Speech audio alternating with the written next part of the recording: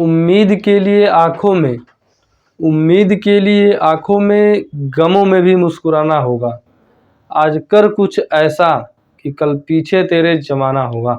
Hello, जय हिंद दोस्तों, स्वागत है आप सभी का यूनिक स्टडी अड्डा पर।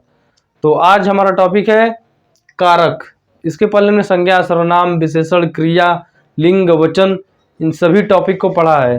तो एसएससी जीडी के मद्देनजर रखते हुए जो आपकी क्लासेस चल रही हैं यूट्यूब पर साहस बैच के अंतर्गत, फ्री पूरा कराया जाएगा आपको। ये नहीं कि बीच में ही छोड़ दिया जाएगा, आपको फ्री ऑफ कॉस्ट पूरा बैच कराया जाएगा। तो हमारे साथ लास्ट तक बने रहिएगा। तो चलिए दोस्तों, बिना किसी देरी के आज के इस अपने क्लास को शुरू करते हैं, जिसमें हमारा टॉपिक है कारक। अब कारक होता क्या है? तो कारक की बात करें तो संज्ञा या सर्वनाम का, संज्ञा या सर्वनाम का क्रिया के साथ जिस शब्द के द्वारा संबंध बताया जाता है उसे कारक कहा जाता है। तो सिंपल है कि संज्ञा या सर्वनाम का क्रिया के साथ जिस शब्द के द्वारा संबंध बताया जाता है उसे कारक कहा जाता है। तो सिंपल लिख लेते हैं इसके परिभाषा को। तो लिख लीजिए यहाँ पर कि संज्ञा या सर्वनाम का क्रिया के साथ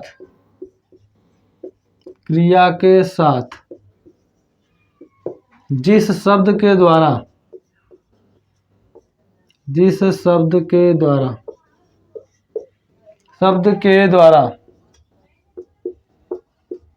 संबंध बताया जाता है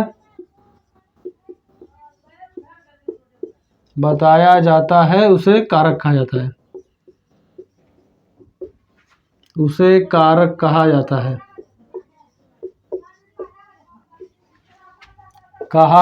है।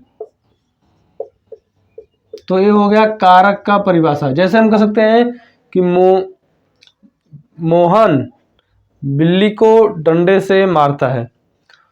तो मोहन बिल्ली को डंडे से मारता है, सो से यहाँ पर संबंध बता रहा है, तो से यहाँ पर कारक हो जाएगा। और उदाहरण यदि हम लोग देखें तो जैसे हो जाएगा आपका कि मोहन किताब पढ़ाता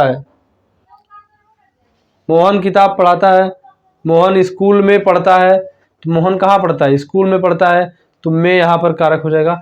तो ये कुछ कारक चिन्ह है, तो इसे आप लोग याद रखिएगा कि संज्ञा या सर्वनाम का क्रिया के साथ जो संबंध बताता है उस शब्द को हम लोग कारक कहते हैं। तो ये हो गया कारक। अब कारक की परिभाषा हो गया। अब कारक की बात करें तो कारक कितने होते हैं? तो कारक टोटल 8 होते हैं। आपको कितने पढ़ना है? तो टोटल कारक जो है 8 होते हैं। कारक की संख्या जो है 8 होता है।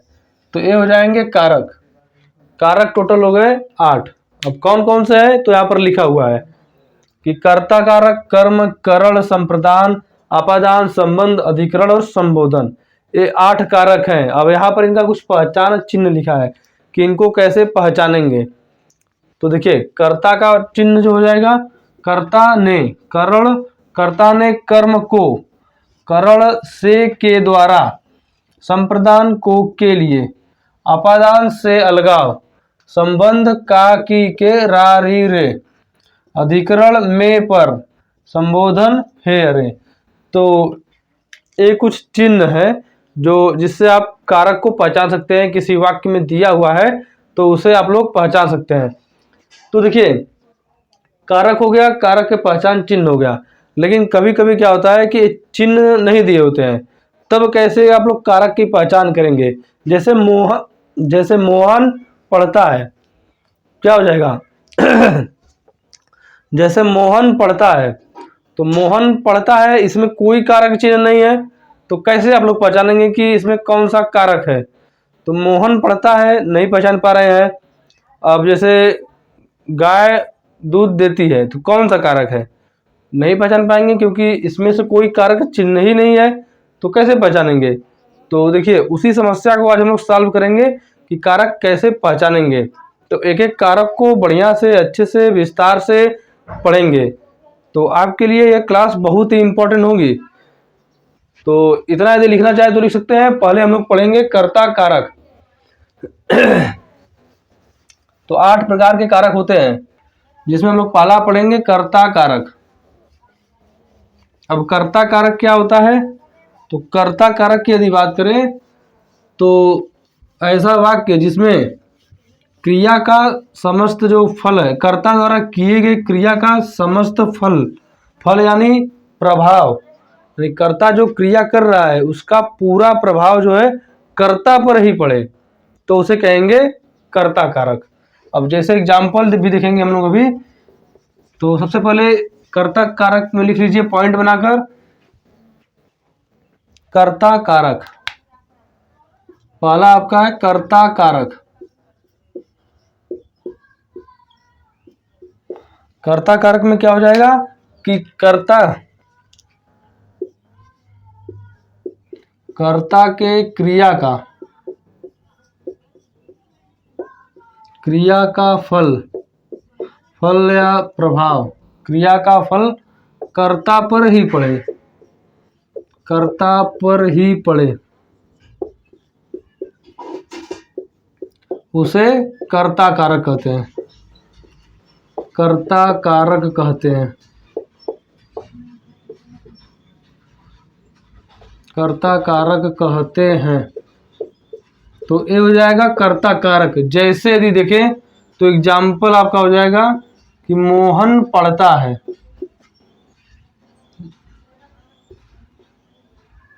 लिख लीजिए मोहन हंसता है, मोहन हंसता है, मोहन हंसता है। अब देखिए हंस रहा है मोहन, मोहन यहाँ पर कर्ता है, हंसना क्रिया है, तो देखिए कर्ता और हंसना क्रिया। अब इस क्रिया जो हंसना है, हंसना का प्रभाव किस पर पड़ रहा है? मोहन पर पड़ रहा है। अब मोहन क्या है? मोहन कर्ता है, तो कर्ता के क्रिया का संपूर्ण प्रभाव कर्ता पर ही पड़ेगा, तब उसे हम लोग कर्ता कारक कहेंगे। तो उम्मीद है आप सभी को यह समझ में आ गया होगा। समझ में आ गया होगा तो इसको नोट भी कर लीजिए।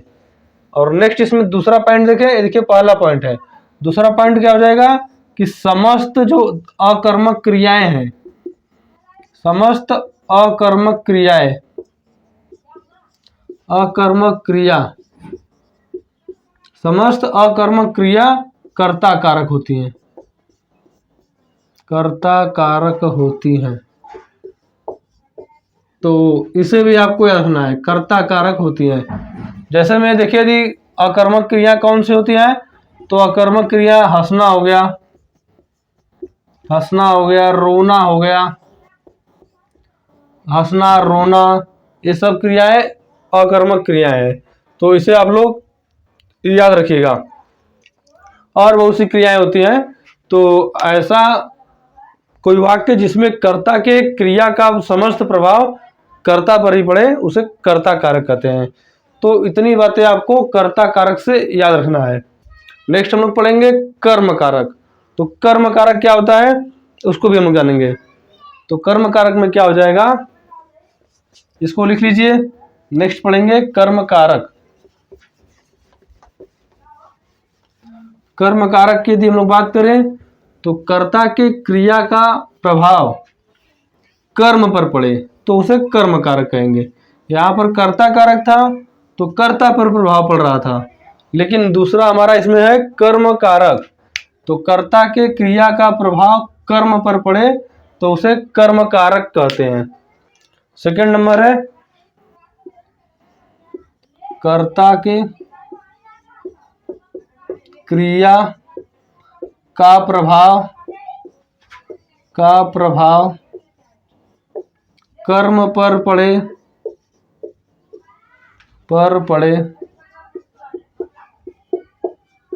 तो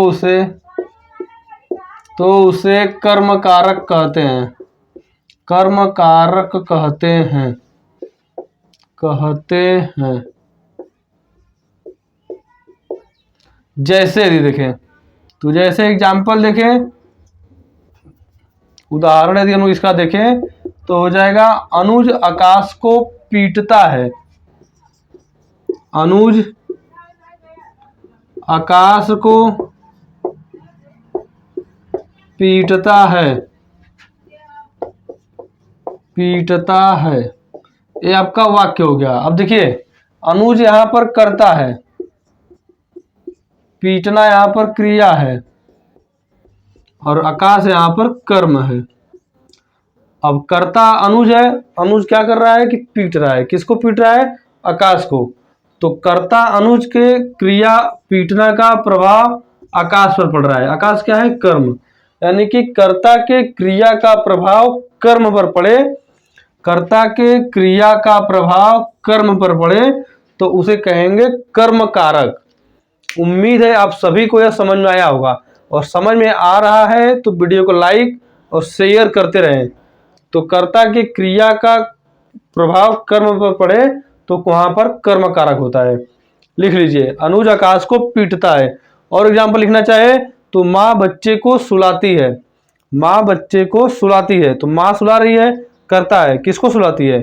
बच्चे को सुलाती है। सुलाना यहाँ पर क्रिया है, माँ करता है बच्चे को। तो बच्चा सो जा रहा है तो बच्चा कर्म है, उस पर प्रभाव पड़ रहा है कि वह सो जा रहा है। तो इस तरह हो जाएगा यह कर्म कारक कि माँ के क्रिया का प्रभाव बच्चे पर पड़ रहा है, इसलिए वहां पर कर्म कारक हो जाएगा। बहुत बढ़िया से आपको समझ में आया होगा। नेक्स्ट इसमें पढ़ेंगे हम लोग कि करण कारक क्या होता है। तो करण कारक अगला हमारा है। इसमें कर्ता कारक और कर्म नहीं, देखिए इसमें कर्म कारक में एक दो पॉइंट आपको और लिखना है। कर्म कारक में एक दो पॉइंट आपको और लिखना है, फिर तो करण कारक पढ़ना ही है। तो एक दो पॉइंट इसमें और लिख लीजिए।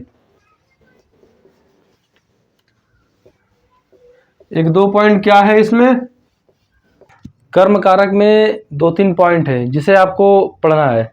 तो कौन सा पॉइंट है? देखिए यदि कर्म कारक में एक दो पॉइंट है, यदि आप इसे पढ़ लिए तो आपका समझिए कर्म कारक एकदम क्लियर हो जाएगा।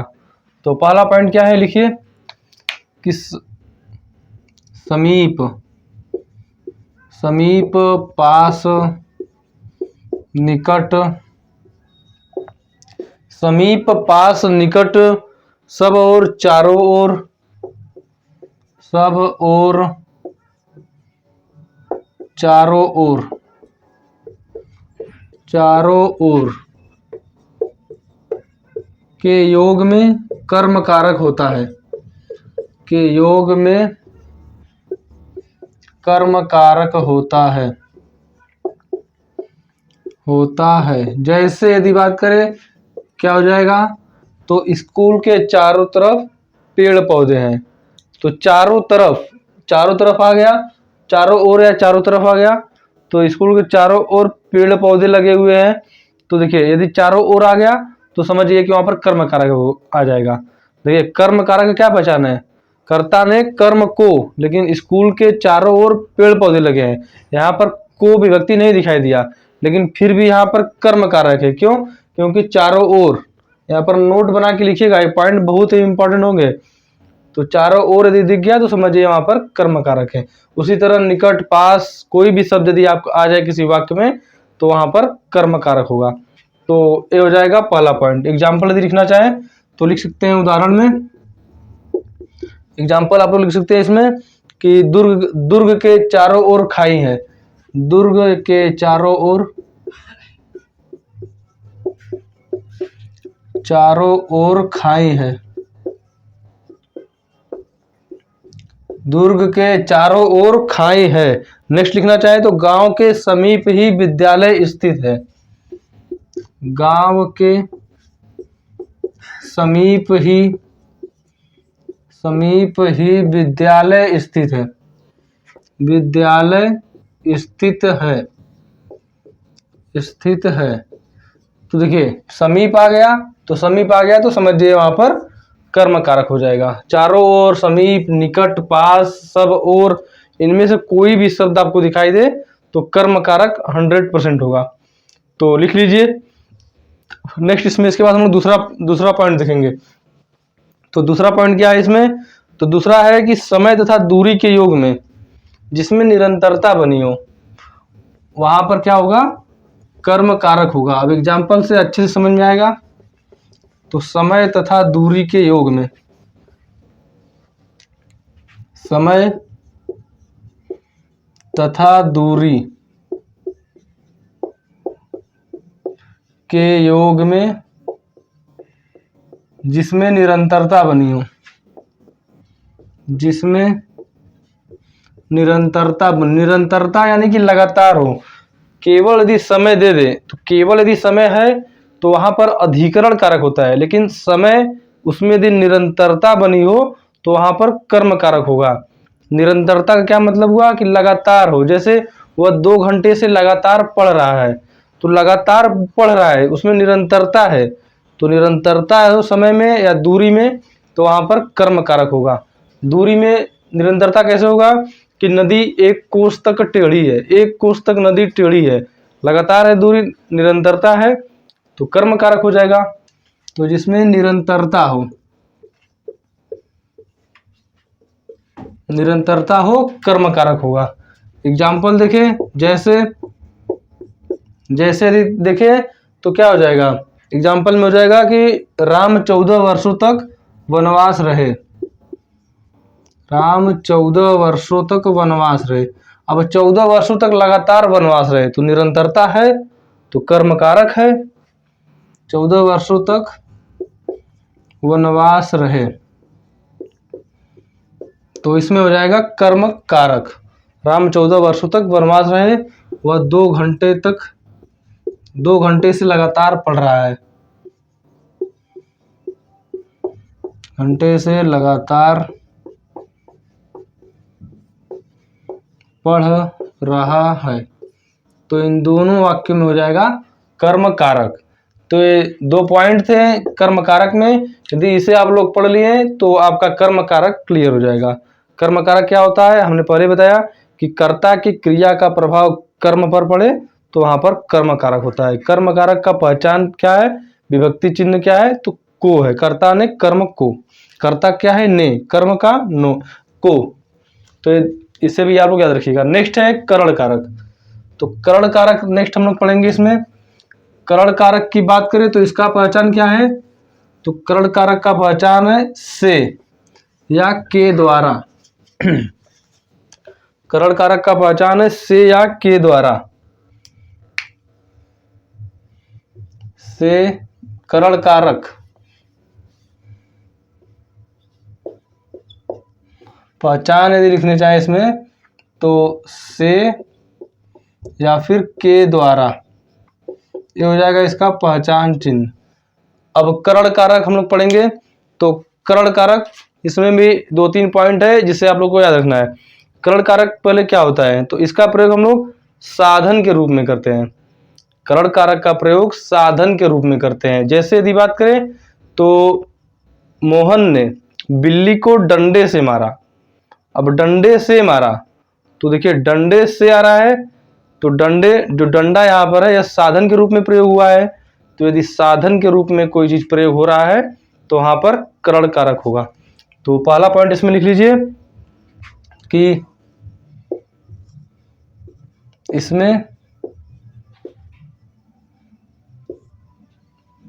इसमें जो है इसका प्रयोग साधन के रूप में किया जाता है। इसका प्रयोग हम लोग साधन के रूप में करते हैं।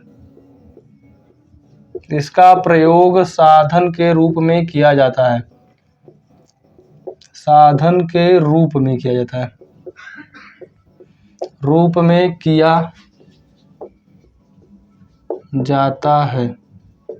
पहला पॉइंट एग्जाम्पल देखिए, जैसे इसमें तो साधन के रूप में कैसे प्रयोग होगा, तो मोहन ने बिल्ली को डंडे से मारा, डंडे से मारा। तो देखिए यहाँ पर डंडे से मारा, से इसका पहचान चिन्ह है। अब डंडा साधन के रूप में प्रयोग हुआ है तो हो जाएगा यहाँ पर करण कारक। अब देखिए से का प्रयोग अपादान कारक में भी होता है, लेकिन वहां पर कुछ और होगा, वहां पर साधन के रूप में प्रयोग नहीं होगा अपादान कारक में। तो आगे हम लोग अपादान कारक के बारे में जानेंगे। यहाँ पर पहले करण कारक देख लेते हैं। अलग अलग सबको पढ़ेंगे तो अच्छा रहेगा, यदि एक ही में सब मिला देंगे तो कंफ्यूजन हो जाएगा, याद भी कुछ नहीं होगा। तो पहला पॉइंट, इसका प्रयोग साधन के रूप में किया जाता है, जैसे मोहन ने बिल्ली को डंडे से मारा। नेक्स्ट देखिए, तो मकान ईंट से बनते हैं। एग्जाम्पल लिखिए, मकान ईंट से बनते हैं। ईंट से बनते हैं। अब मकान किससे बनते हैं? ईंट से बनते हैं, तो ईंट साधन हुआ ना, तो ईंट से बनते हैं मकान, तो ईंट साधन हो गया, तो साधन के रूप में यहाँ पर भी प्रयोग हो गया। तो पहला पॉइंट यही है कि इसका प्रयोग साधन के रूप में किया जाता है। अब दूसरा इसमें देखिए, दूसरा है इसमें करण कारक में कि सह, सह है अर्थात साथ। जहां कहीं भी साथ सह का योग होगा वहां पर करण कारक का प्रयोग होगा, वहां पर करण कारक होगा। सह यानी कि साथ के योग में करण कारक होता है, करण कारक होता है। जैसे देखिए एग्जाम्पल इसका क्या हो जाएगा, तो एग्जाम्पल हो जाएगा राम लक्ष्मण के साथ वन गए। एग्जाम्पल क्या हो जाएगा, राम लक्ष्मण साथ में वन गए, तो साथ में आ गया, या स के योग में, स अर्थात साथ के योग में करण कारक हो जाएगा। राम लक्ष्मण साथ में वन गए, राम लक्ष्मण साथ वन गए यानी एक साथ वन गए। यहाँ साथ देखिए आ गया, तो सह के योग में करण कारक होता है। नेक्स्ट एग्जांपल देखिए, तो पुत्र पिता के साथ जाता है, पुत्र पिता के साथ जाता है, तो यहां पर भी हो जाएगा पिता के साथ जाता है, तो इसमें भी हो जाएगा आपका करण कारक, यानी कि साथ जाता है तो सह या साथ के योग में करण कारक होता है। नेक्स्ट इसमें हम लोग पढ़ेंगे, इसका तीसरा पॉइंट है कि विकृत अंग के द्वारा, तीसरा पॉइंट इसमें है विकृत अंग के द्वारा, जब अंग का विकार प्रदर्शित हो तो वहां पर होता है करण कारक। तीसरा है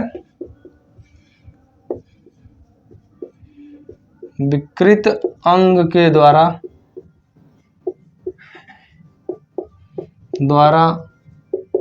अंग का विकार, अंगी का विकार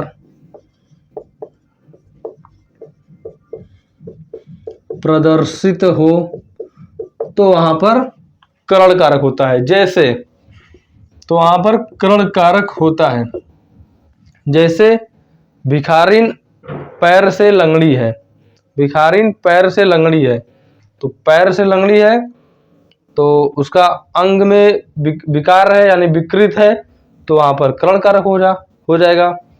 तो भिखारिन पैर से लंगड़ी है, पैर से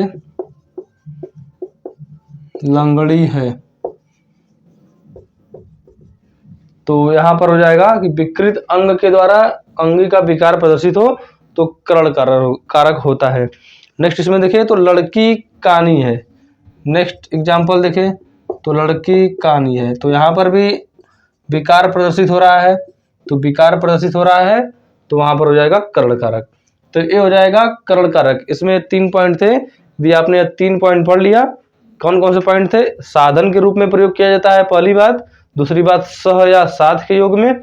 तीसरी बात कि विकृत अंग के द्वारा अंगी का विकार प्रदर्शित हो तब वहां पर करण कारक होता है। तो लिख लीजिए। नेक्स्ट पढ़ेंगे हम लोग इसमें संप्रदान कारक।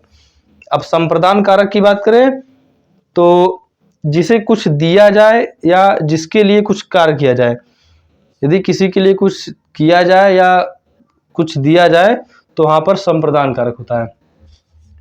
नेक्स्ट है संप्रदान।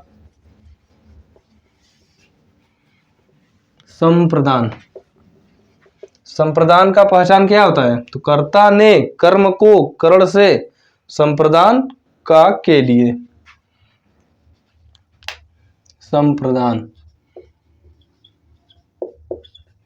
पहचान की बात करें तो को के लिए तो इसका पहचान हो जाएगा।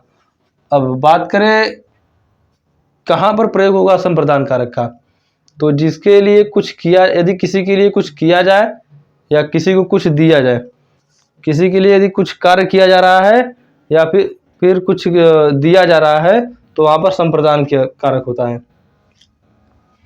तो क्या लिखेंगे इसमें हम लोग कि जिसे कुछ दिया जाए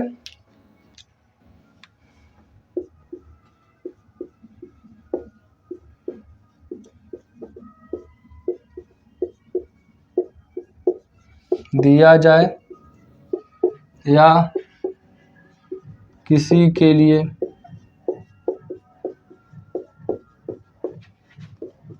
कुछ कार्य किया जाए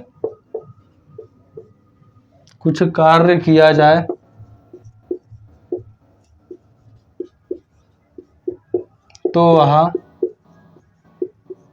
संप्रदान कारक होता है। अब एग्जाम्पल की इसके बात करें तो एग्जाम्पल क्या हो जाएगा कि भूखों को अन्न दो, प्यासे को जल दो। भूखे को अन्न दो, तो दे रहे हैं, देने की बात हो रहा है, तो जिसे कुछ दिया जाए या जिसके लिए कुछ कार्य किया जाए तो वहाँ संप्रदान कारक होता है। तो भूखे को अन्न दो, एग्जाम्पल लिख लीजिए, भूखों को अन्न दो, प्यासे को जल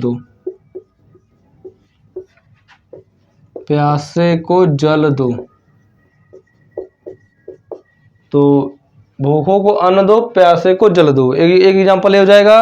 और दूसरा हो जाएगा कि राजा ब्राह्मण को गाय दिया या फिर देता है।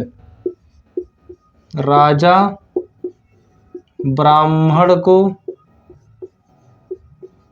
गाय देता है। यहाँ पर भी दे रहा है, राजा दे रहा है, तो जिसके लिए कुछ किया जाए या कुछ दिया जाए संप्रदान कारक होता है। तो पहला पॉइंट बना के लिख लीजिए इसे, पहला नंबर संप्रदान कारक में। इसके बाद है इसे लिख लीजिए, इसके बाद दूसरा नंबर है कि रुचि के अर्थ वाले कार्य में संप्रदान कारक होता है। रुचि के अर्थ वाले जो कार्य होता है वहां पर संप्रदान कारक होता है। नेक्स्ट है इसमें दूसरा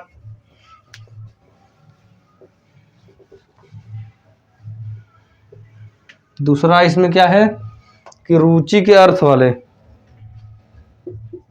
रुचि यानी जिसमें आपको दिलचस्पी है, जो आपको पसंद है, वहां पर क्या होगा, संप्रदान कारक होगा। रुचि के अर्थ वाले कार्यों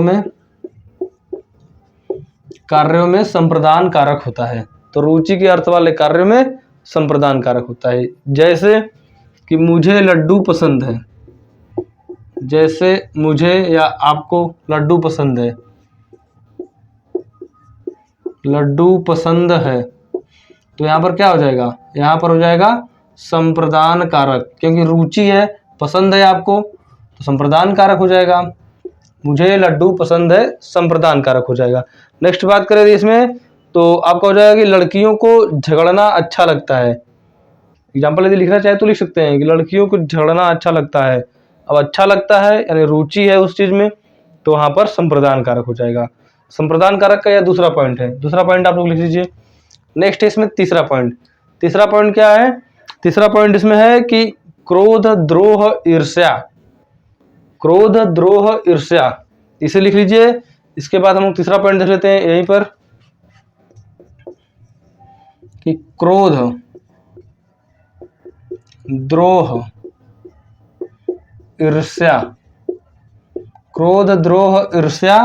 तथा गुणों में अवगुणों को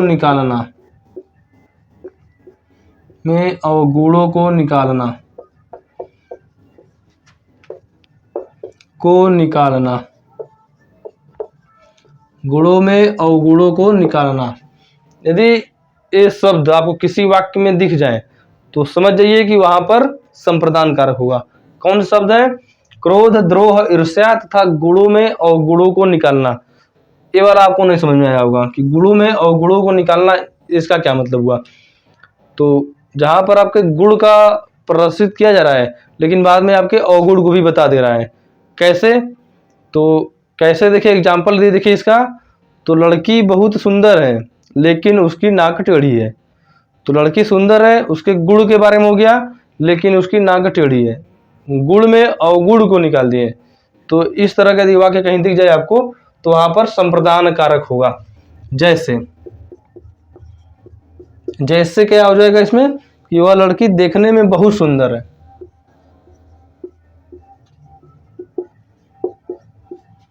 लड़की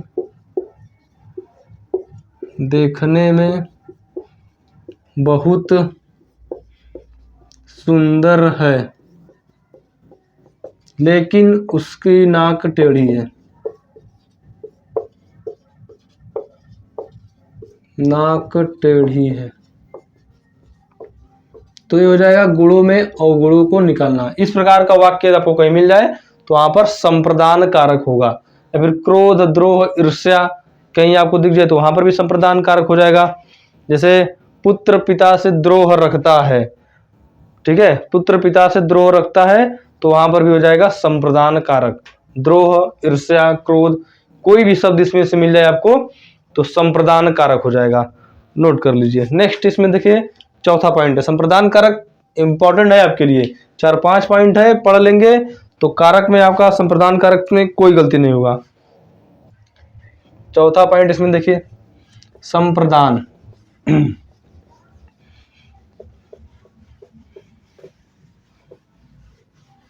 संप्रदान कारक चौथा है। चौथा पॉइंट इसमें क्या है? चौथा इसमें पॉइंट है कि नमस्कार, नमस्कार, कल्याण, नमस्कार, कल्याण, आहुति, नमस्कार, कल्याण, आहुति, पर्याप्त, पर्याप्त। यदि इनमें से कोई भी शब्द आपको किसी वाक्य में दे दे तो समझ जाइए वहां पर संप्रदान कारक होगा। इसका सूत्र होता है, क्या सूत्र होता है कि नमः स्वास्ति स्वाहा स्वधा अलम वसट योगाच्च। कि नमः, नमः यानी नमस्कार, स्वास्ति कल्याण, आहुति और पर्याप्त, इनके योग में संप्रदान कारक होता है। सूत्र क्या है? नमः स्वास्ति स्वाहा स्वधा अलम वसट योगाच्च। उसको भी लिखना चाहे तो लिख सकते हैं, लेकिन आपको इसको बस ध्यान देना है कि नमस्कार, कल्याण, आहुति, पर्याप्त, ये 4 शब्द दिख गए तो संप्रदान कारक होगा। जैसे गुरु को नमस्कार, आपको नमस्कार, आपका कल्याण हो, लिखना चाहे तो लिख सकते हैं गुरु को नमस्कार, नमस्कार, नमस्कार आ गया तो संप्रदान कारक। आपका कल्याण हो, आपका कल्याण हो, तो यहां पर भी हो जाएगा संप्रदान कारक। तो संप्रदान कारक के कुछ पॉइंट है जिसे आपको याद रखना है। इसके बाद एक और पॉइंट है, 5वां पॉइंट। तो 5वां पॉइंट भी आपको ध्यान में रखना है। क्या है 5वां पॉइंट? तो 5वां पॉइंट है कि के वास्ते, के निमित्त, के लिए।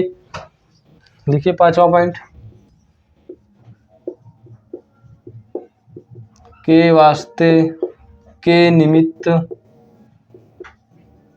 के वास्ते, के निमित्त, या फिर के हित, के वास्ते, के निमित्त, के हित। इनमें से कोई भी शब्द आपको किसी वाक्य में मिल जाए तो वहां पर भी होगा संप्रदान कारक। जैसे तुलसी के वास्ते ही राम वनवास गए, राम के हित ही लक्ष्मण वन गए, राम के हित ही लक्ष्मण वन गए। तो इस प्रकार के सभी वाक्यों में संप्रदान कारक होगा। तो उम्मीद है आप सभी को संप्रदान कारक बहुत अच्छे से समझ में आया होगा। समझ में आया है तो वीडियो को लाइक और शेयर जरूर करें। नेक्स्ट हम लोग पढ़ेंगे इसमें अपादान कारक। नेक्स्ट है अपादान।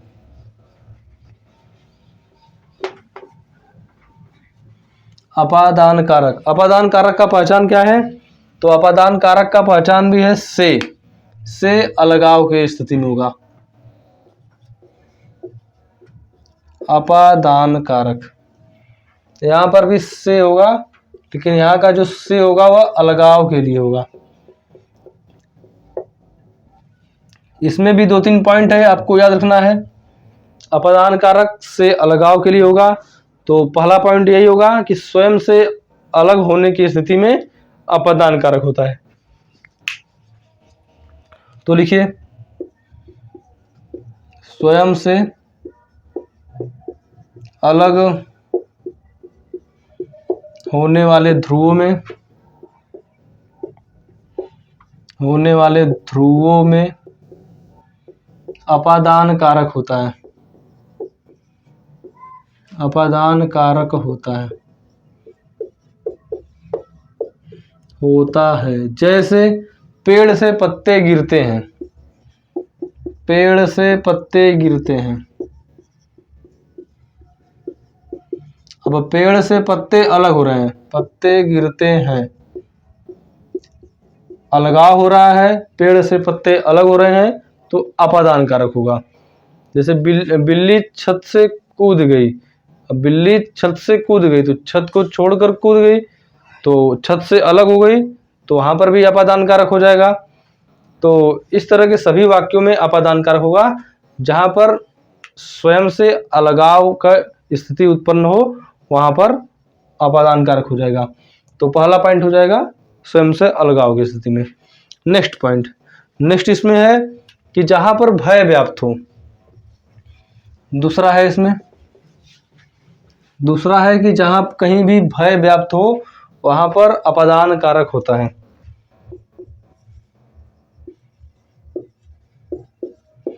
भय व्याप्त हो वहां अपादान कारक होता है। अब भय व्याप्त हो कैसे?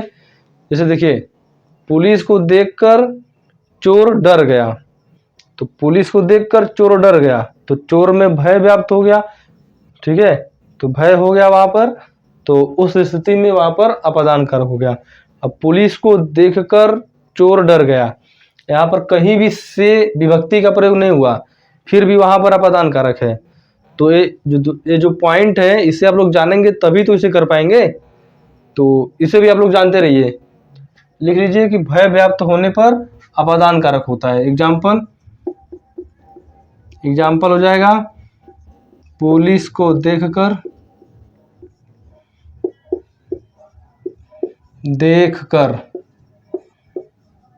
चोर डर गया, तो यह हो जाएगा आपका अपादान कारक में दूसरा। इसमें है तीसरा पॉइंट। तीसरा पॉइंट क्या हो जाएगा कि पढ़ने पढ़ाने की क्रिया में भी अपादान कारक होता है। पढ़ने पढ़ाने की क्रिया में, पढ़ाने की क्रिया में, जैसे क्रिया में अपादान कारक होता है। जैसे अनुज आकाश को पढ़ाता है या अनुज आकाश से पढ़ता है, तो पढ़ने पढ़ाने की क्रिया हो रही है यहाँ पर, तो यहाँ पर अपादान कारक हो जाएगा। अनुज आकाश से पढ़ता है या अनुज आकाश को पढ़ाता है, आकाश को पढ़ाता है, तो यहाँ पर हो जाएगा आपका अपादान कारक। तो भय व्याप्त हो और पढ़ने पढ़ाने की क्रिया में अपादान कारक होगा। और पहला पॉइंट क्या था कि स्वयं से अलगाव होने की स्थिति में अपादान कारक होता है। नेक्स्ट इसमें है कि जब किसी एक की तुलना किसी एक से की जाए। चौथा पॉइंट इसमें लिख लीजिए कि जब किसी एक की तुलना किसी एक ही से की जाए तब वहां पर अपादान कारक होगा, लेकिन जब किसी एक की तुलना संपूर्ण जाति से किया जाए तब वहां पर अधिकरण कारक होता है। तो ये इंपॉर्टेंट है, इसमें कंफ्यूज मत होइएगा कि जब कहीं भी किसी एक की तुलना किसी एक से की जाए तो तब तो वहां पर अपादान कारक होगा, लेकिन किसी एक की तुलना उस संपूर्ण जाति से की जाए तब वहां पर अधिकरण कारक होगा। तब यहां पर लिखिए पहले कि जब एक की तुलना एक से की जाए तब वहां पर अपादान कारक होता है। जैसे देखिए जी, तो आकाश अनुज से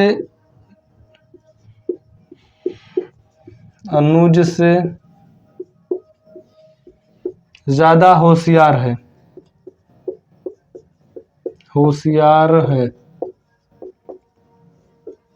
अब देखिए यहाँ पर आकाश की तुलना अनुज से हो रही है, यानी एक की तुलना एक से हो रही है, तो यहाँ पर अपादान कारक हो जाएगा। अब यही यदि बोल दे कि आकाश पूरे क्लास में सबसे होशियार है। तो ये पूरे क्लास में है, अब पूरे क्लास से होशियार बताया जा रहा है, यानी संपूर्ण क्लास से होशियार बताया जा रहा है। तो उस स्थिति में वहां पर अधिकरण कारक होता है, लेकिन एक से तुलना की जा रही है तो अपादान कारक हो जाएगा। तो ये हो गया अपादान कारक। नेक्स्ट इसमें संबंध कारक। संबंध कारक नेक्स्ट पढ़ेंगे हम लोग। तो इसके बाद हमारा है संबंध कारक।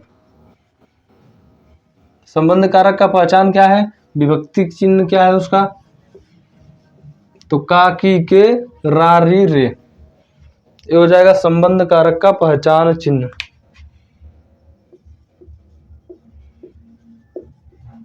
संबंध कारक का पहचान चिन्ह क्या है, तो का की के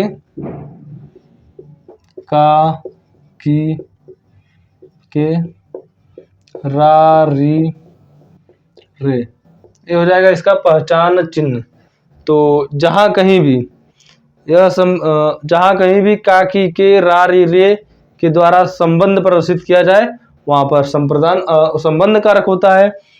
बस इसमें एक ही पॉइंट है कि जहां कहीं भी का की के रा री रे के द्वारा संबंध प्रदर्शित किया जाए तो वहां पर संबंध कारक होता है। जैसे यदि देखें तो यह मेरी पुस्तक है, तो री यहाँ पर आ रहा है, तो यह मेरी पुस्तक है, यहाँ पर हो जाएगा संबंध कारक। यह मेरी पुस्तक है, यह मेरी पुस्तक है। तो इस प्रकार से आप लोग बहुत से एग्जाम्पल बना सकते हैं इसमें का की के रा री रे आए, संबंध कारक होगा। जैसे यह उनकी मेज है, कृष्ण का जन्म रात्रि में हुआ था, तो का आ गया कृष्ण का, तो यहाँ पर का आ गया तो संबंध कारक हो जाएगा। तो का की के रा री रे, कृष्ण का जन्म रात्रि में हुआ था। कृष्ण गंगा का जल लाता है, मोहन गंगा का जल लाता है। तो इस प्रकार के सभी वाक्यों में संबंध कारक होगा जहां पर का की के रा री रे आ जाए। तो उम्मीद है आप सभी को संबंध कारक एकदम आसानी से बिल्कुल अच्छे से समझ में आया होगा। नेक्स्ट है अधिकरण, फिर उसके बाद है संबोधन। बस 2 कारक और पढ़ना है, संबोधन में कुछ है ही नहीं, बस अधिकरण पढ़ना है। 2-3 पॉइंट है, पढ़ लीजिए। नेक्स्ट है अधिकरण। अधिकरण का मतलब होता है आधार। तो आधार यानी में या पर, पहचान चिन्ह इसका क्या हो जाएगा, में या पर। अधिकरण पहचान चिन्ह की इसके बात करें तो में या पर। जैसे कुर्सी, मेज पर किताब रखा हुआ है, तो मेज आधार हो गया। अधिकरण का अर्थ ही है आधार। मेज आधार हो गया, मेज पर रखा हुआ है किताब।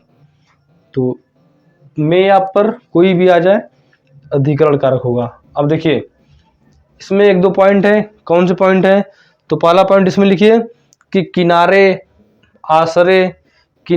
आसरे यहाँ वहाँ, इस प्रकार के शब्द यदि आ जाए तो आपका हो जाएगा अधिकरण कारक। पहला पॉइंट किनारे आसरे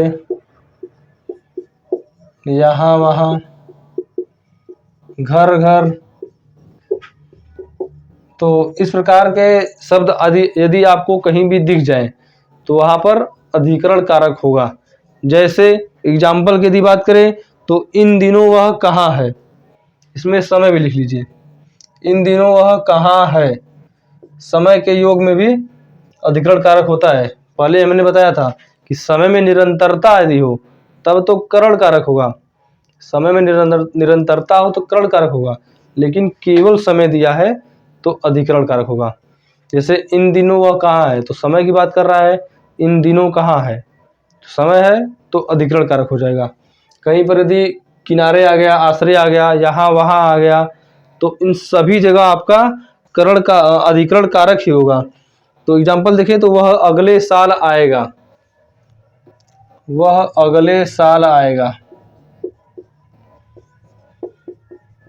एग्जाम्पल आपका हो जाएगा वह अगले साल आएगा।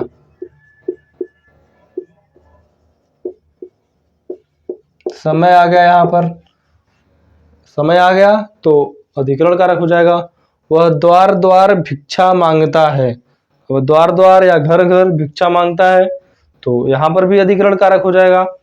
तो ये जो शब्द दिखाई दे रहे हैं इनमें से कोई भी आपका शब्द आ गया तो अधिकरण कारक हो जाएगा। समय यानी कि देखिए यहाँ पर है वो अगले साल आएगा, वह 2 मिनट में आ रहा है, 10 मिनट में आ रहा है, तो समय मिनट यानी समय की बात हो गया तो अधिकरण कारक हो जाएगा। तो पहला पॉइंट लिख लीजिए। दूसरा पॉइंट इसमें क्या है कि तुलना होगा, किसी एक का एक से नहीं, एक का संपूर्ण जाति से तुलना होगा, तब वहां पर हो जाएगा अधिकरण कारक।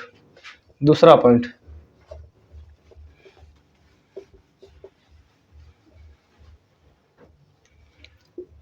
दूसरा पॉइंट है एक का तुलना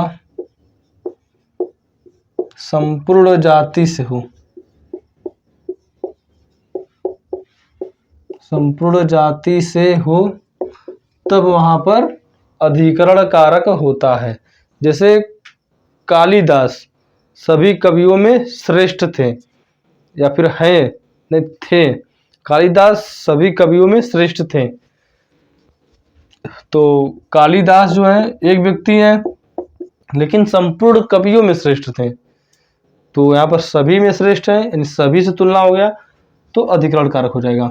यदि केवल बोल देता कि कालिदास जयशंकर प्रसाद से श्रेष्ठ है, तब वहां पर आपका हो जाएगा अपादान कारक, एक से तुलना हुआ, लेकिन सभी से तुलना हुआ तब अधिकरण कारक होगा। कालिदास सभी कवियों से श्रेष्ठ, सभी कवियों में श्रेष्ठ है,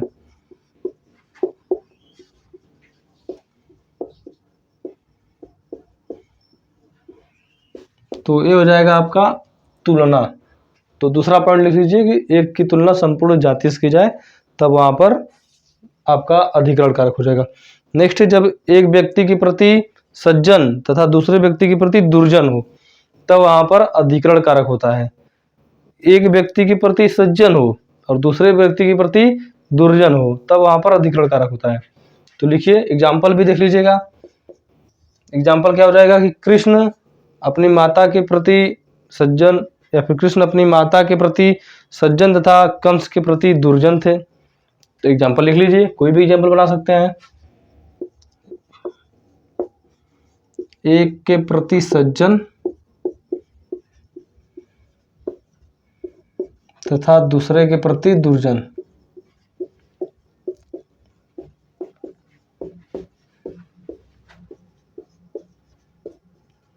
दुर्जन हो तब वहां पर अधिकरण कारक होता है। जैसे कृष्ण अपनी माता के प्रति सज्जन के प्रति सज्जन तथा अपनी माता के प्रति सज्जन तथा कंस के प्रति दुर्जन थे,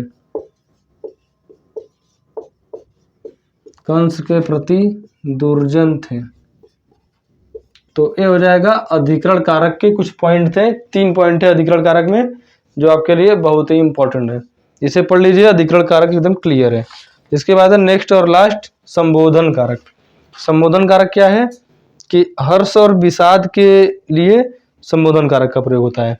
बस यही इसमें है कि हर्ष और विषाद के लिए संबोधन कारक का प्रयोग होगा। संबोधन कारक,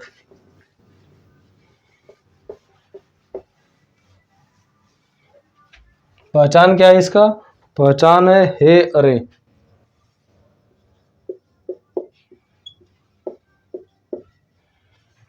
संबोधन, संबंध नहीं है, संबोधन है। पहचान है हे अरे। क्या है इसका पॉइंट कि हर्ष और विषाद के लिए संबोधन कारक का प्रयोग होता है।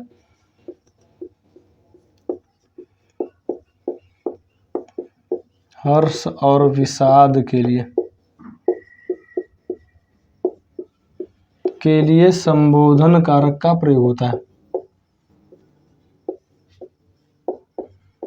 कारक का प्रयोग होता है।